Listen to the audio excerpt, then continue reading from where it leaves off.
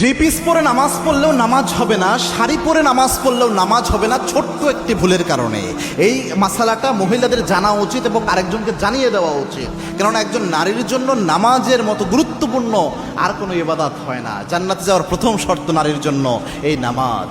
এবং কি আল্লাহর হাবিব সাল্লাল্লাহু আলাইহি ওয়াসাল্লাম জানিয়েছেন, আল মারআতু ইযা সাল্লাত খামসাহা ওয়া সামাত শাহরাহা ওয়া আতাআত বালাহা ওয়া হাফিজাত ফুরুজাহা।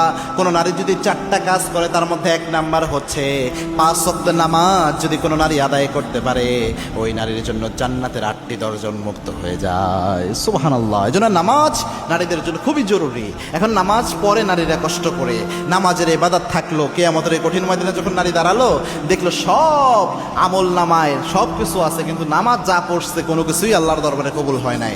তাহলে এর চেয়ে ব্যর্থতা আর কিয়ামতের দিন কিছু হবে না, এর চেয়ে হতভাগা হওয়ার মতো আর কিছু থাকতে পারে না।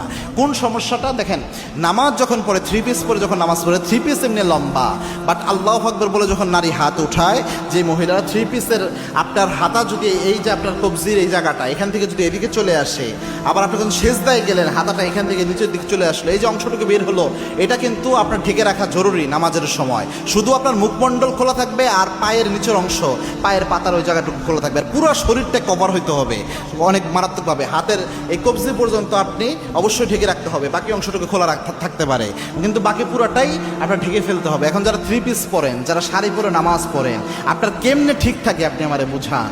থ্রি পিস এবং অনেকে দেখবেন প্লাজো পরে, প্লাজো পায়জামা যেগুলো ওই যে একদম ঢিলে ঢালা, হালকা বাতাস আসলেও একটু পায়জামা উপরে দিকে উঠে যায়, টাকনুর উপরে উঠে যায়, এটা দিয়েও তো সঠিকভাবে নামাজ হয় না।